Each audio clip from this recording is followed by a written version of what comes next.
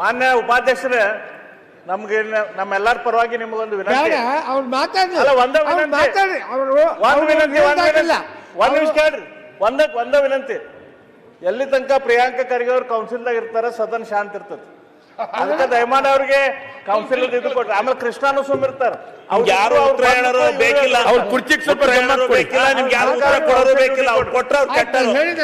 ಇಲ್ಲ ಮಾನ್ಯ ಅಧ್ಯಕ್ಷ,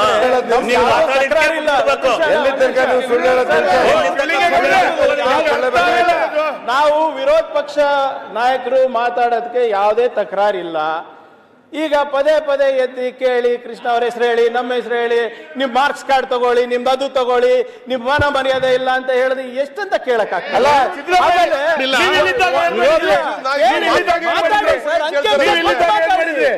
ಅಂಕಿಅಂಶ ಕಟ್ ಮಾತಾಡಿ. ಈಗ ನಾವು ಕೊಟ್ಟಿಲ್ಲ ಅಂಕಿಅಂಶ, ರಿಪೋರ್ಟ್ ಕಾರ್ಡ್ ಆದ್ರೆ ಅದು ನಿಮ್ ರಿಪೋರ್ಟ್ ಕಾರ್ಡ್ ಆಗಿದೆ, ಒಪ್ಕೊಂಡು ಡಿಬೇಟ್ ಮಾಡೋಣ, ತೊಂದರೆ ಇಲ್ಲ. ಆದ್ರೆ ನಮ್ಮಿಬ್ರಿಂದ ಇಷ್ಟು ಪ್ರಾಬ್ಲಮ್ ನಿಮ್ಗೆ ಪ್ರಾಬ್ಲಮ್ ಏನು? ಯಾರು ಹೇಳಿದ್ರು ಪ್ರಾಬ್ಲಮ್ ಅಂತ ಯಾರು ಹೇಳ್ತಾ ಇಲ್ಲಪ್ಪ. ಇಡೀ ರಾಜ್ಯಕ್ಕೆ ಪ್ರಾಬ್ಲಮ್ ಆಗಿದೆ. ಇಬ್ಬರಿಗೆ ಬೇರೆ ಬೇರೆ ಕುಡಿಸಿ ಅಂತ ಖರ್ಗೆ ಮಿನಿಸ್ಟರ್, ಇಡೀ ರಾಜ್ಯಕ್ಕೆ ಪ್ರಾಬ್ಲಮ್ ಆಗಿದೆ ಈಗ.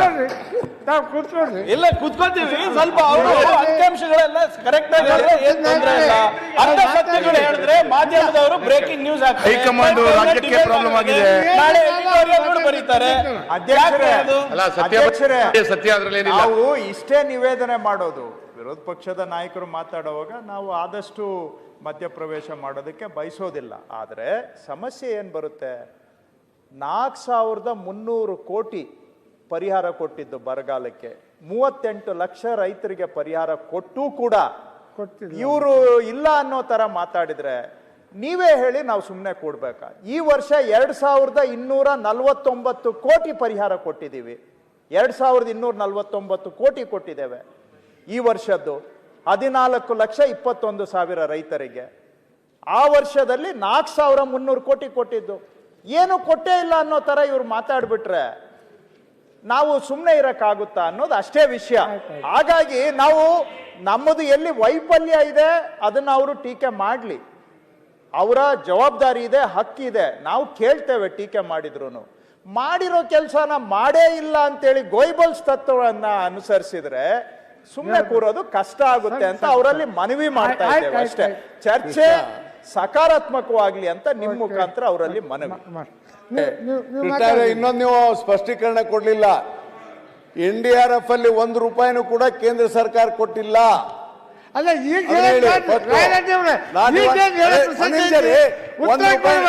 ಅವ್ರಿಗೆ ಅನುಕೂಲ ಆಗಲಿ ಅಂತ ಹೇಳ್ತಾ ಇದ್ದೇನೆ. ನೀವು ಉತ್ತರ ಕೊಡುವಾಗ ಹೇಳ್ತೀರಿ.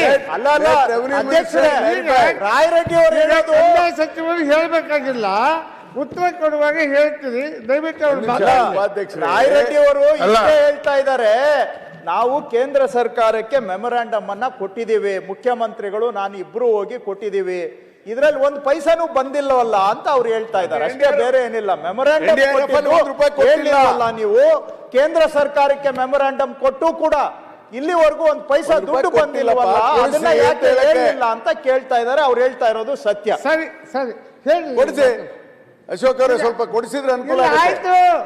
ಅವ್ರು ಮಾತಾಡಿದ ಮೇಲೆ ನೀವು ಆಮೇಲೆ ಹೇಳ್ರಿ. ತಾವು ಮಾತಾಡಿ, ಆಯ್ತು, ಮುಗೀತು ಮಾತಾಡ್ರಿ. ಈಗ ಮುಗೀತು ತಗೊಳ್ರಿ, ತಾವು ಮಾತಾಡಿ, ಎದ್ದು ಮಾತಾಡ್ರಿ, ಮಾತಾಡಿ. ಕ್ಷಣ ಕ್ಷಣದ ಸುದ್ದಿಗಳಿಗಾಗಿ ಫ್ರೀಡಂ ಟಿವಿ ಸಬ್ಸ್ಕ್ರೈಬ್ ಮಾಡಿ, ಲೈಕ್ ಮಾಡಿ ಹಾಗೂ ಫಾಲೋ ಮಾಡಿ. ಹೊಸ ಸುದ್ದಿಗಳ ನೋಟಿಫಿಕೇಶನ್ಗಾಗಿ ಬೆಲ್ ಐಕಾನ್ ಮೇಲೆ ಕ್ಲಿಕ್ ಮಾಡಿ.